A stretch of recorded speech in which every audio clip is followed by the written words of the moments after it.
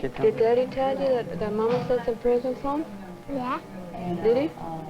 You're gonna get to down Grandma's house. The majority of women in prisons and jails are mothers. Usually children may visit if they don't live too far away, but the visiting hours are awkward and they're short. Maybe she would be better off if she stayed with you, Lon. No. No.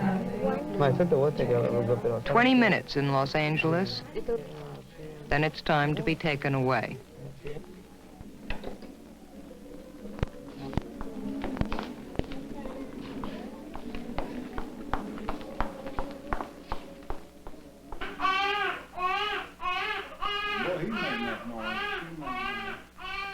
These babies will also be taken away. They were born while their mothers were serving time. After a few weeks, they will go to relatives, to foster homes, and sometimes they will go away for good. The mother will lose custody.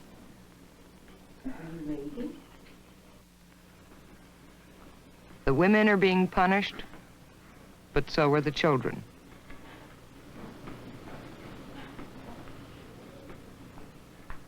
My child, my baby, she doesn't even know me, you know, and it's really hurt, you know, it really hurts to have children to reject you and say, well, my mother's in the penitentiary. Well, I don't think she can tell me anything, you know. Eventually, this will come into their minds, you know, because it'll be put in there by other kids. Well, my mother ain't never been to the penitentiary. Okay, so my mother's been to the penitentiary, you know. Then she's gonna come home and say, hey, you've been in the penitentiary, you know. Different little things might upset her, you know, all through her childhood, and this is not good because you can cause a child to really lose what's up here. And it makes me feel like I want to lose what's up here because I know that I brought it, that since I'm here, it's going to reflect on them. They're going to really hate me, you know, I believe that. They're going to hate me, and I hate this, you know, I really feel bad. Prisons are supposed to solve problems, not create them. But locks set up an abnormal world. A woman's mind, her sexuality, her needs are locked up, and problems of violence and frustration inevitably follow.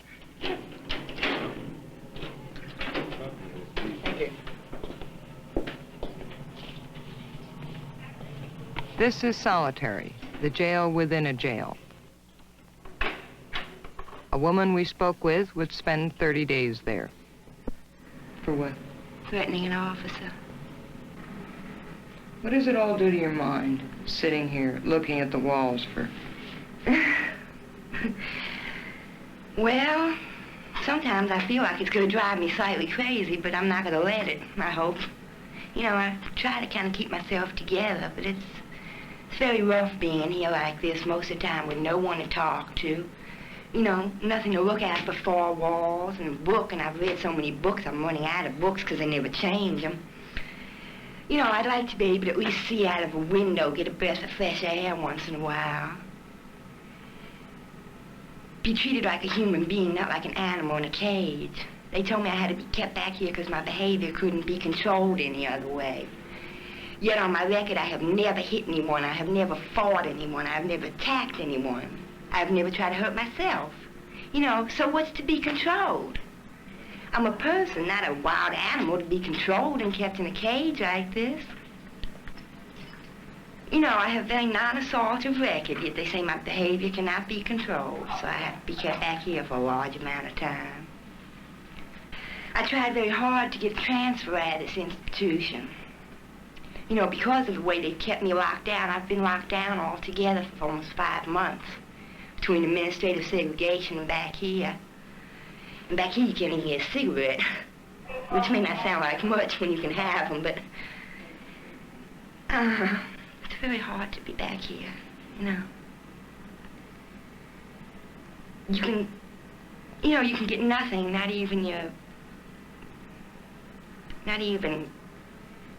don't even have your dignity really back here. You know, simple human dignity and rights that I think every person should have, regardless of whether they're convict or doing time or what. Thank you.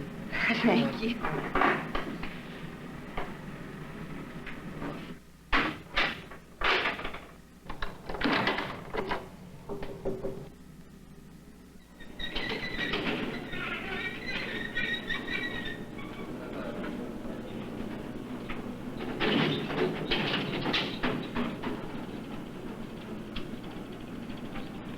I'm known to go to 42 because I'm known as a homosexual.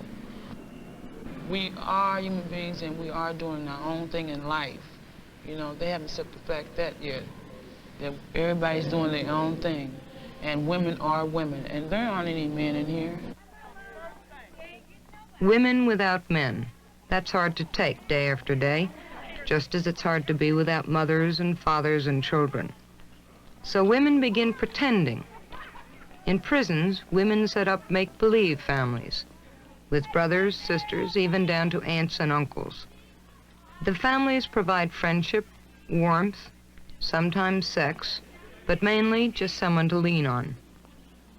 Well, the women here have families. They are consisting of brothers, sisters, maybe husbands, you know, mother, someone you can really talk to, because you can't really talk to the officials here. The families also consist of children. You know, you might have a child that you really like, that you want to help if you can, without being caught. And if you have a problem, you can go to your mom and say, Mom, I got to talk to you.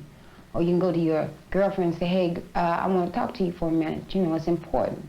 But the families here have sex because we don't have anything else, you know, really to occupy our mind. But most of them, as soon as they, you know, get ready to get cut loose, they're going back to the men out there on the street.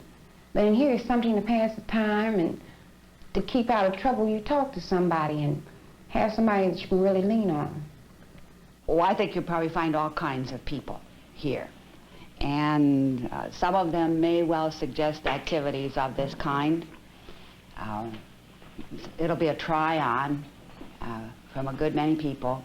If it's a kind of activity that that you don't want any part of, just say so. The homosexuality here is maybe 80 to 85%.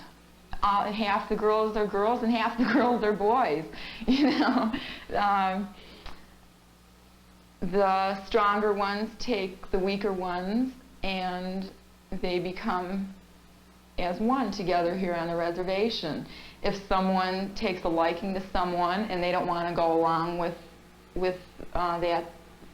their whatever, if something like this happens, that's what happened to me. I was trying to explain to the girl for 10 days before this happened that I didn't want to go along with her sexual advances and that I only wanted to be friends with her. And when she felt as though there was nothing more to be said in the conversation and she couldn't entice me any longer, she let me have it a few times. How often does that kind of thing happen? Well, it happens more frequently than we'd like to admit, but I would say actual attacks maybe on the average of 2 or 3 a month. Anytime you're into a situation where emotions or feelings are involved, we're in an environment where those feelings are going to be intensified. Any feeling is intensified here. And when people experience rejection, they respond many different ways. One response is hostility, and they strike out at that which has rejected them. Not as free here to see remove themselves from the situation.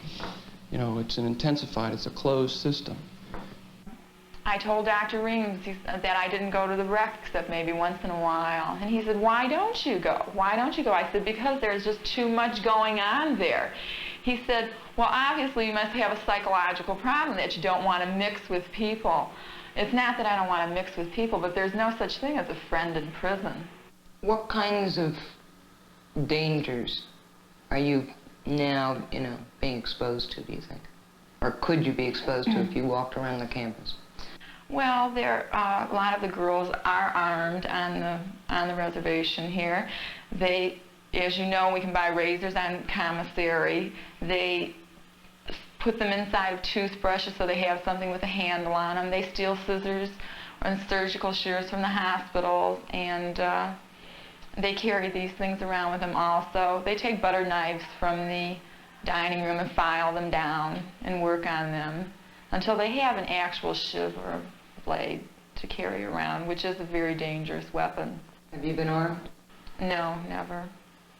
Are you going to be? I've been thinking about it. These women, are they alone? Are they in groups? What kinds of dangers do they pose? Well, now, the girl that did this to me is from a big town in Texas. Now, she has a lot of homies here. A homie is someone who comes from who is from your state and from your hometown. These girls usually stick together. And in fact, they always stick together. In fact, we had an incident here a while back where New Orleans was against Dallas, Texas, you know, and they beat up upon girls that had absolutely nothing to do with even the crowd, just because they were from this particular state. And from what I understand from the talk of the reservation and a roommate back in my cottage who's come to speak to me through the window here, she said there is a lot, some talk going on the reservation that Fort Worth is a little bit aggravated at me, and they feel as though if I go back on the reservation, they want to put me back in the hospital. Well, I think that the environment is difficult to adjust to because it's abnormal. Number one, a person's freedom is inhibited. And in my thinking and my theory of personality, freedom is a primal thrust. And I think when you inhibit it, you're going to create problems just to begin with.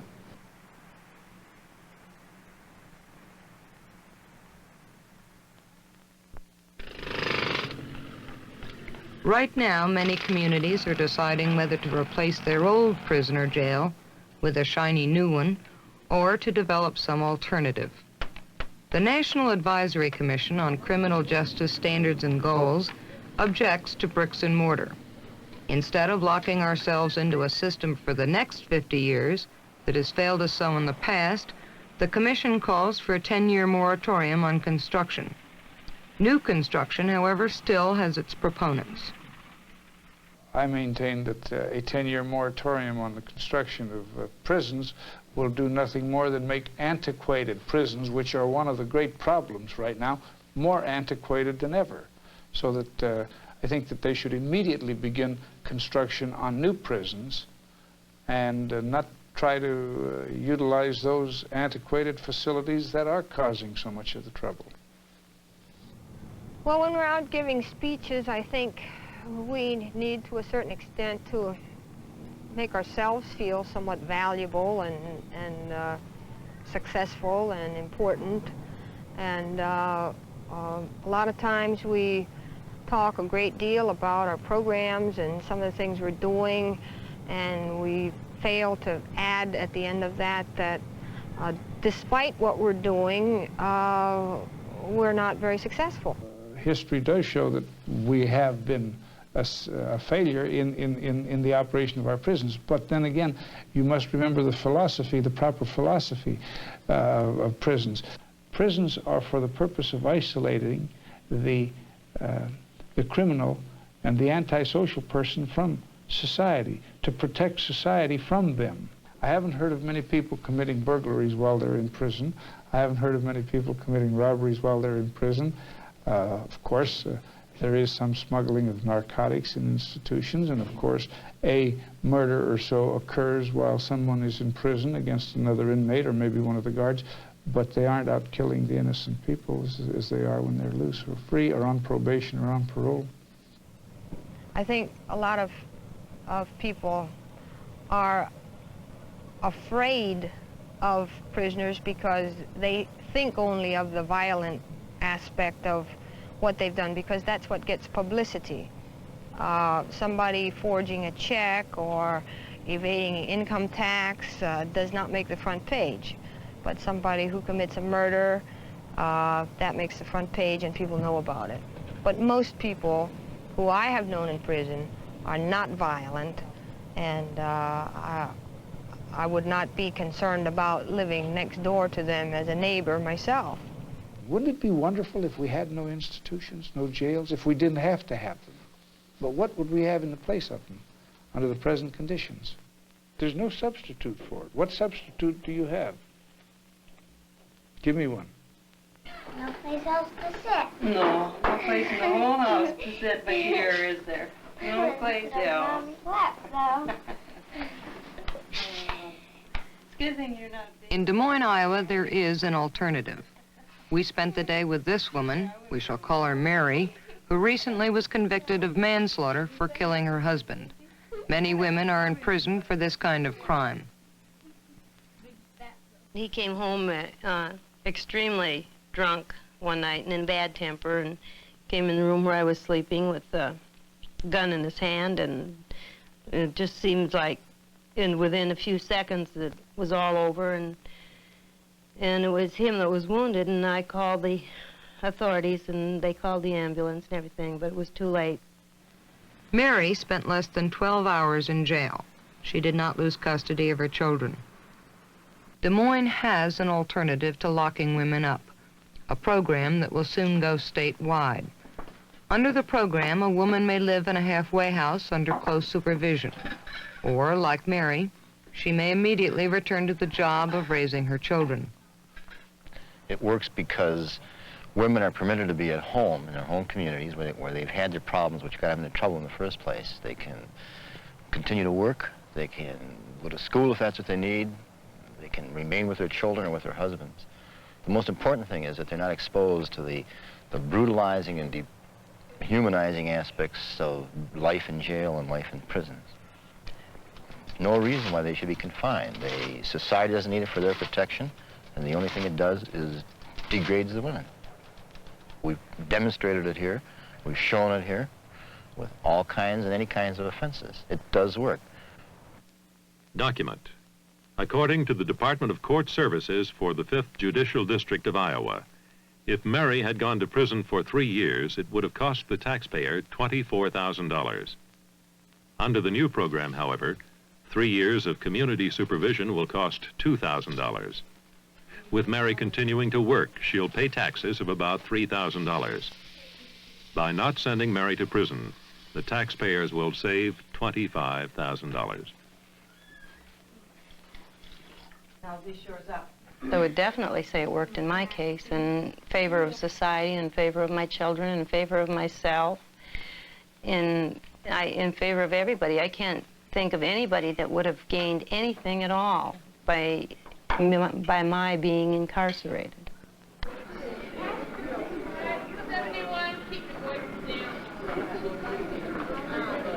For 200 years, we've been hearing the same things about prisons, correction, rehabilitation.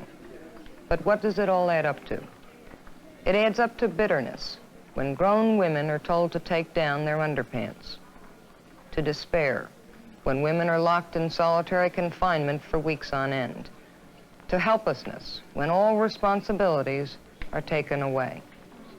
Without their families, without jobs, pressured by rules and discipline cells, these women come back to society frightened and angry. They commit more crimes, they go back to prison. Prisons do not correct. Prisons do not protect. In the end, they do one thing well, they punish well. But that punishment has a large price tag: the destruction of the women themselves, the creation of crime, and the dollar cost of up to $16,000 per year per woman. Even if you believe in punishment, it's simply not worth it. Crime among women is going up, and communities, cities, counties, and states are now making plans. Let's try to avoid the mistakes of the past. We should confine only the very dangerous. The rest should be supervised in their communities, kept with their children, and helped to find good jobs. We should stop building new prisons. We have enough now. We should and we can get women out of prison. Right now I'm worried, you know. I mean, I'm worried because I done did this time, and I got to go. I mean, but to what? I don't know what to go to. I got to go, but I don't know to what. You know, like for instance, seem like they should fix it where I could have some kind of job to go to, or go to somebody that can give me a lift until I get on my feet, you know. But I mean, it's just like this here. They feel, the officials here, they feel, well, you done did your time. Go. You know, that's it. Go. But I'm wondering where to go. I was locked up, and they didn't do nothing for me, and I couldn't do nothing for myself. I mean, it's just like a dog on a string. I couldn't get nowhere. But now that I'm free, I take care of myself. I don't need them to do it for me. I tell you the truth, it's made me better. I mean, I'm a human being, but they have made me feel like some kind of beast. When I drive out of here, my mind will still be back here. I'll be thinking about back here. Just thinking about some of the women that's back here.